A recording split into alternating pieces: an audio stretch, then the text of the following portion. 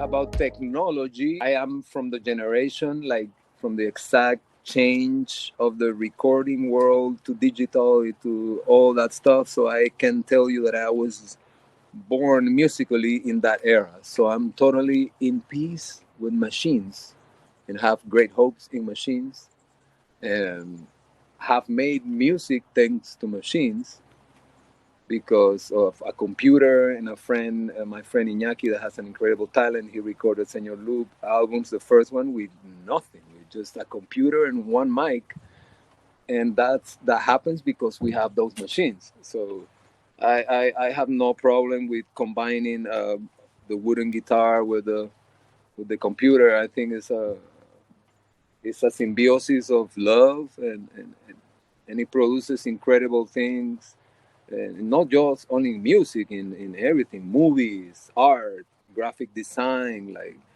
the computer is I always say, like it's a weapon of creativity. It's incredible thing. There's a song in our album Lena Que Prende Madera that is called Algoritmo, and that song speaks about the story of this guy and the computer, like their relationship, and like how he like kind of develops and creates art with the help of the computer. Like in Spanish, we talk about the computer in a female connotation because of that's how you conjugate that. But in English, it has no is has no gender. The computer. That's why it's weird when in English you say like she has like. But in Spanish, it can be more romantic, that conversation between the guy and the computer. Beautiful because it's always looked at it as dark, and it can be because the song started as like attached to artificial intelligence and all the things of the big brother looking at us and knowing everything that you do and all that. But little by little, the song transformed into these positive things that we can do with the same machine. So technology, I think 100%. I've done all my work thanks to one computer. I think the government would be better if there are machines. Like I hope that one time we can get a government like just made out of machines that are programmed to do their work at the right hours, and that's it. So I don't know. Like I don't have any problem with coexisting with technology because it's created by us. It's created by our intellect and by our needs and our dreams and visions.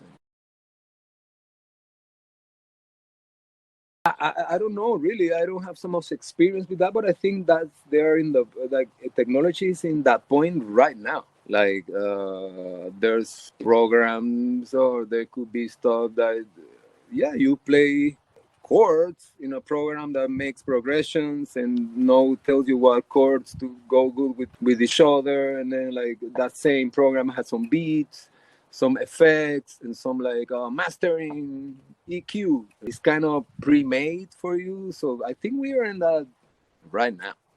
But always somebody has to press the button or tell the program like in what tempo to be, or it's not something like that program is not running. It's not running by itself. So it's just I control that program. I control that computer. I tell the computer what to do. And there's people like me that do that stuff, and there's people that do incredible stuff with like just a little equipment, and some kid in a room in London is doing great music. And you got Billie Eilish that now is like world famous, but she was playing with her brother in a room, and it's just a million examples of that stuff. But I think we should appreciate it. I think talent is magical. Talent is something that comes with people in many different ways.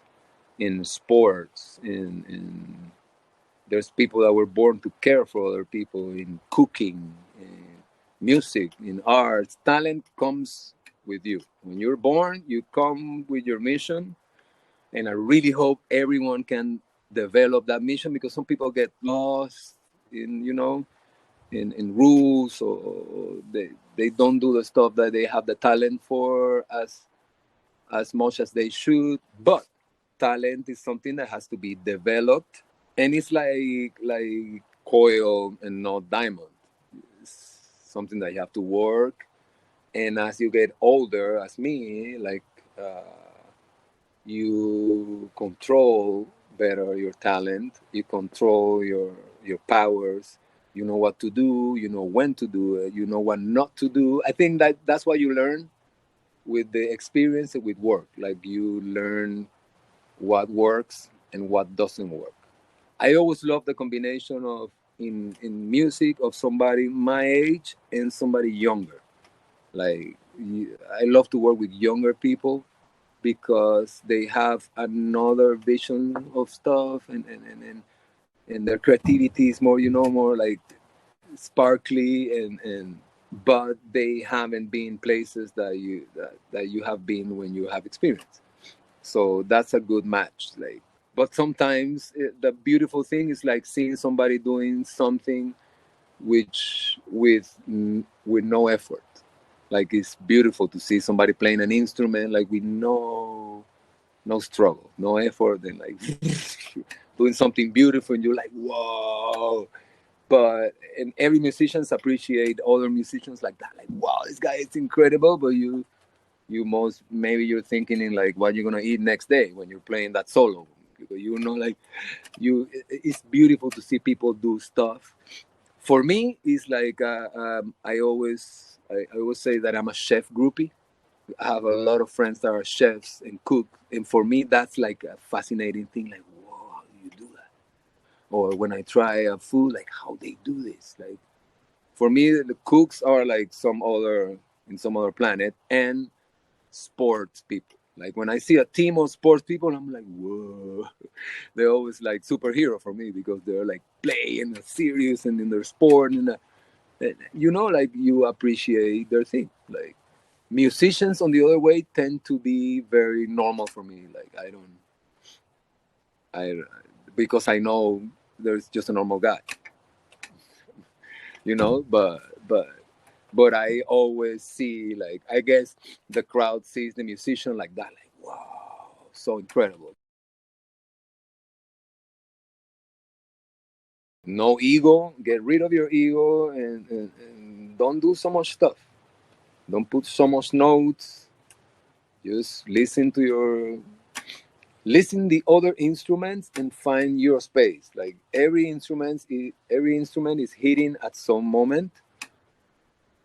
Try to not to step in anyone's feet. That's a very like order, like a very good order way to see music, and it's a very rhythmical way also.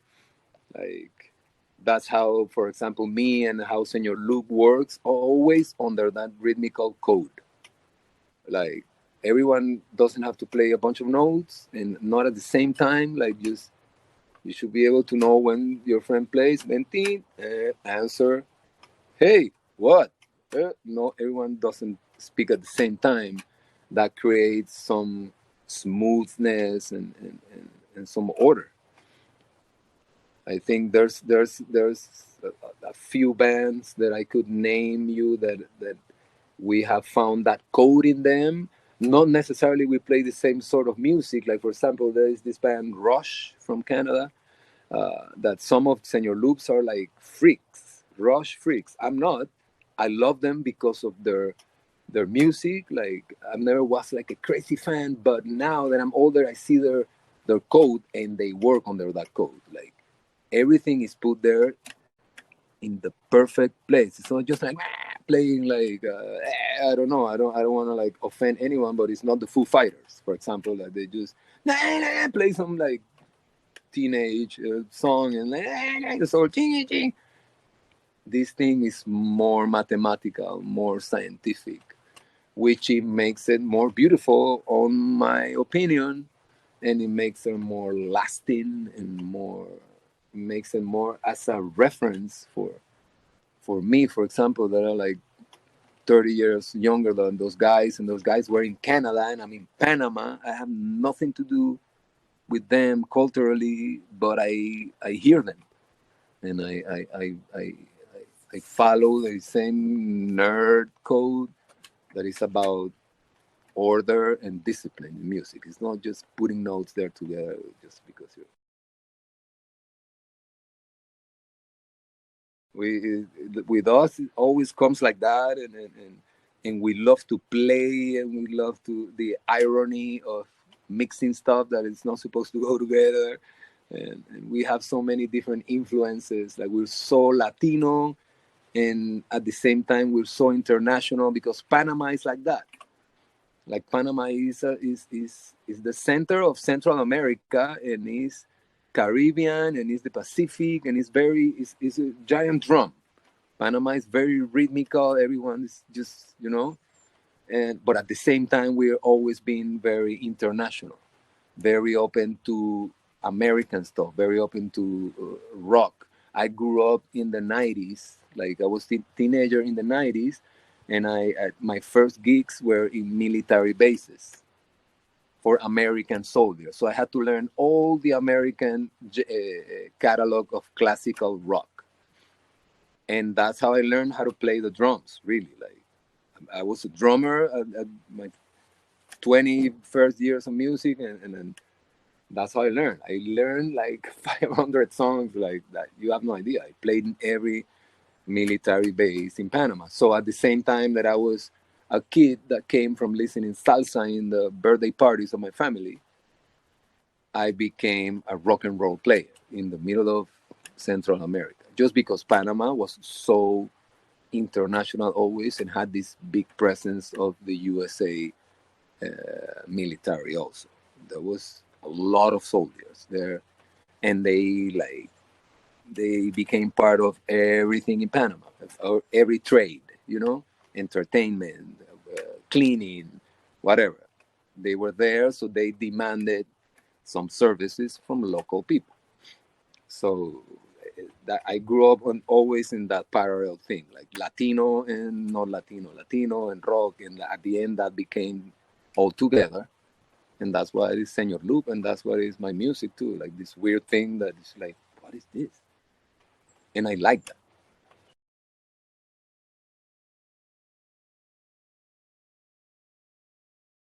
I don't know how I ended up playing guitar. I remember I was in a band when I was young, and the singer and the guitar player left, and we were there like, what do we do now? Like, I just grabbed a guitar, and my little brother came and played the drums. So that's how it started. We started writing songs, like, learning the few Nirvana songs, and that's like, whoa, I can play this. It's amazing.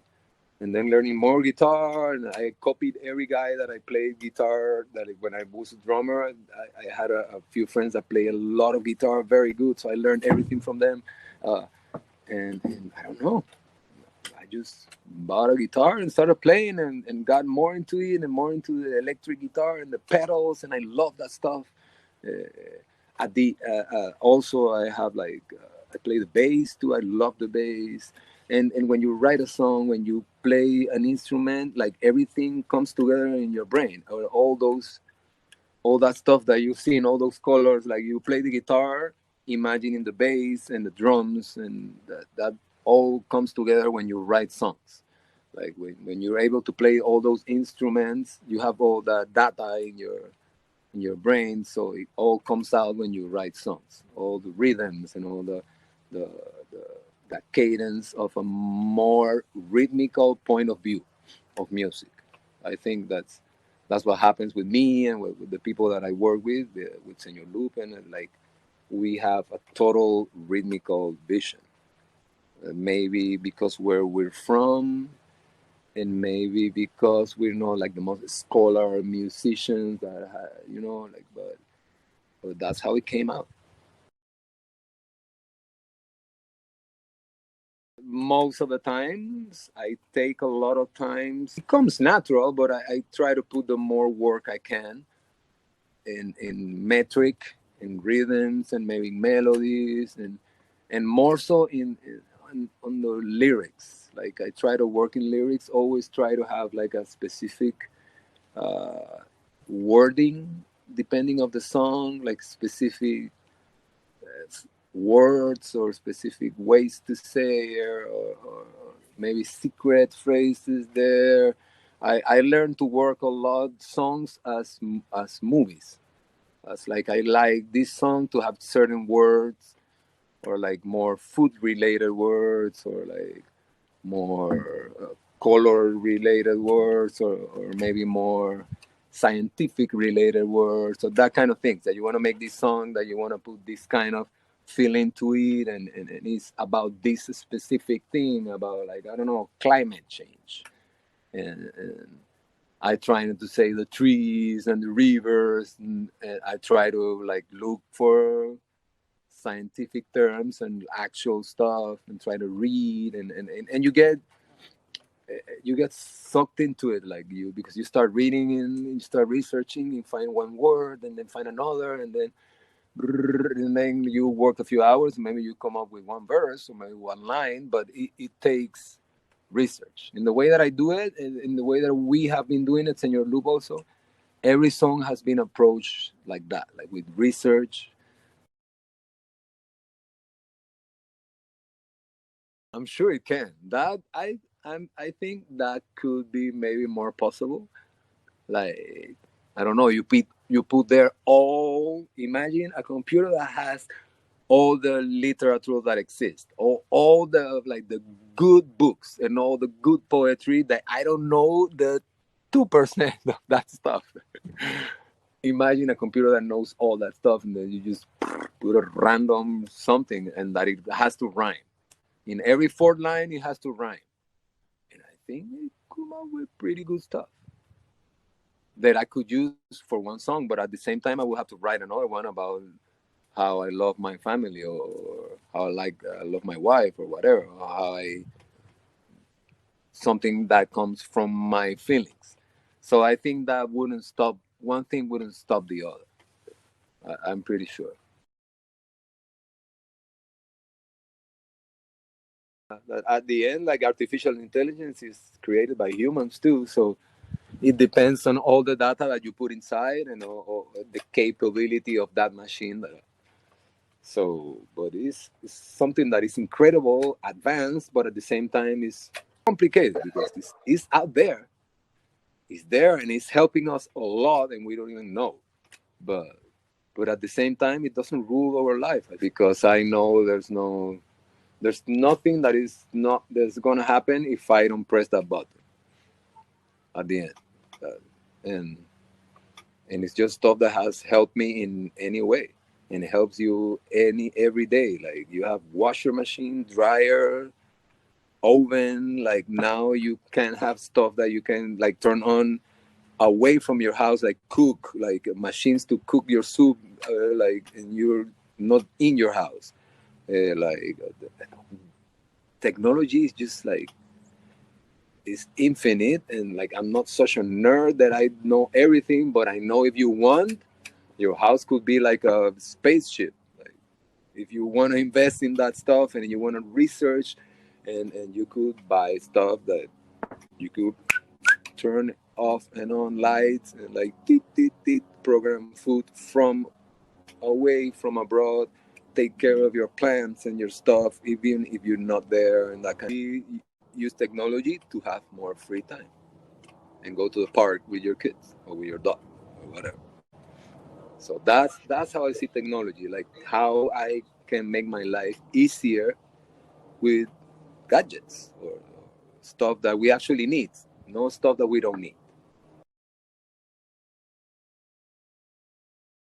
I have worked in both. I have worked in scoring also, and the last few years, like, a lot of songs of Señor Loop have been used in independent films. That is telling us that there's a new generation of filmmakers coming out. Like, we work with people from Guatemala, from Mexico, from Panama, from the Dominican Republic, like, all young film directors. And I really, like, I have big hopes in film, like, in how we see ourselves in film. That's a thing that we're lacking a lot in Panama. I always say, like we need to see ourselves in the screen.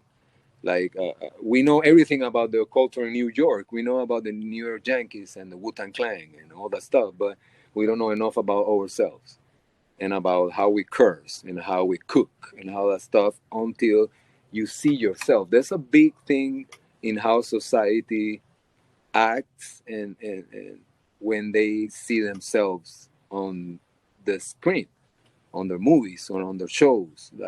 That's the movies and the majority of the shows that we consume are made on the United States, correct? Like the thing that the whole world consumes, and it's nothing magical. It just talks about daily life. So it's just the shows you see about like a serial killer in New York. That's a serial killer in New York. That's how it works. So it's very autobiographic, and but we're seeing it mostly from one source.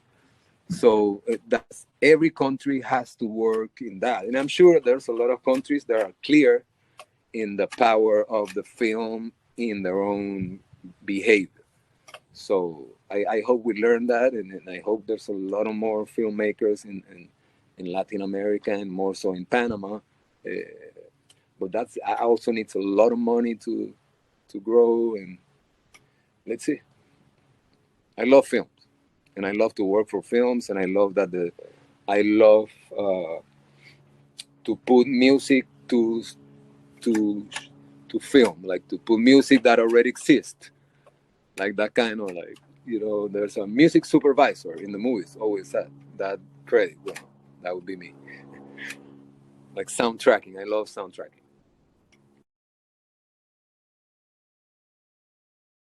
Cook all the time. I love to read and to learn and to like see how they do it and see how this guy do that, how this girl do this, and it fascinates me always. And I'm hungry all the time, and it's just I think I have a thing for food, basically, and art. I love a good film. I love a good TV show. I really recognize the art of an actor and an actress. I know it's not easy stuff, and I know when it's good and when it's not. Uh, I let's see. I can appreciate a good painting. I'm not the more expert in painting. I think in media, I will say that I'm the generation that we started taking video as art, like video and movies and films and that stuff as a high expression of art, not necessarily sculptures or Picasso paintings, but there's stuff like general popular movies that I consider art. In my generation, considers art. All the Pulp Fiction generation, all the Fight Club and all that stuff. Like maybe it's not in a museum, but for my generation and for the times that I lived, is a piece of art. So I would say I'm very connected with film, with cooking, and I don't know. I love pretty stuff. I love straight stuff, like really well organized. I guess my wife is an interior designer, and I love that stuff too. So I guess I love pretty pillows too, white couches.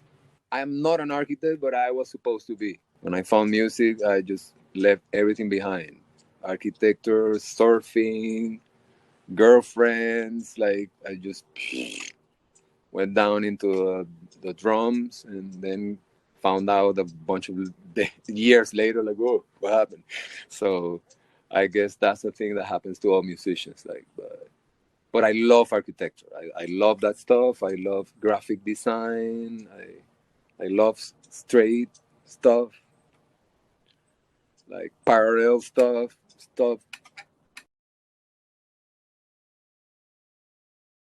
We had a few months that we didn't do anything. I'm talking to you about the beginning of the 2020, and then at some point we kind of clicked with the idea that it wasn't about us, that it was more so about the music and the power of music with people, and more so with people in this hard situation that we've been through these 2 last years. So we started working, Señor Loop started working in this thing called Señor Loop se queda en casa y suelta varias plenas, which is a series of songs that we did everyone from their houses. I think we did 9 tracks that at the end became an EP, is on the every all the platforms. So that was the way that we kind of stayed active last year. And then this year, Señor Loop has been working on and off into new tracks that we're trying to publish as soon as possible. But I tell you again that finding motivation and finding the right moment to work now, because we spend more time at home, it became ironically more difficult to work at home. It's just like impossible. We stay active and we stay together, even that I'm not in Panama and we haven't seen each other in over a year, for example. We still always in touch. We're really good friends. We are a family. So we're still in touch. I still writing songs. I've written, for example, a few songs last year, and there's some songs that when I write them, I know they're for Señor Loop. That I would never try to develop that song myself, like for Lilo Sanchez solo project. That I always try to play with other artists and play with other stuff that wouldn't. That I tried that it doesn't sound like Señor Loop, for example, but I've written a few songs lately that has to be by Señor Loop. For example, has to be by that clan, by that people. So I'm really excited that we stay active in some amount. Like we haven't played live. Panama is kind of getting on its feet when it comes to COVID. The political situation is not the best right now. It's kind of messy and looks very disorganized and crazy for me on the long run. And that's why I ended up here on this island in the middle of the West Coast in the United States. Like my white family had a house here and it was available. We came here and the kids are free to roam in the woods. The school system is working here, so it's kind of like it was a situation of surviving, and that's why maybe music has been slowed a little bit, but I still active, and Señor Loop is still active in some way, and I suffer and I'm sad sometimes because I cannot play with my friends, but I know it's going to happen again. At some point it's going to happen. I've been in this situation before. I am a cancer survivor, so I had cancer like 8 years ago, and I had almost 2 years without playing, away from my friends, like sick. I didn't know if I was going to die then, but like I'm here, so I survived it. So I know, like you come out from the worst situations, you will come out and you will do your thing. So that's why I'm kind of serene in some way about that. Here in the States, I see concerts, big concerts in Chicago, the Lollapalooza, and some crazy stuff that for me is like, whoa, that's a big risk. But it seems to be working with the vaccine and with some controls. Like, so I have big hopes now, and that's all I can have, like just big hopes, because nothing is proved clear now, and but I'm sure everyone misses that. Everyone misses like the the crowd. I would describe it like the crowd is some kind of beast and the musician is some other, and we feed from each other. Like, so that's a big exchange of energy. Like it doesn't matter if there's 200 people or 2,000. It's all relative depending on the artist, no. But it's incredible that we have found a way to make music now for like nobody. Like you don't see the people that you don't you see the numbers in Spotify, but that doesn't mean anything for our like for your soul or for it's there's definitely new times, and we all have to put out together with that.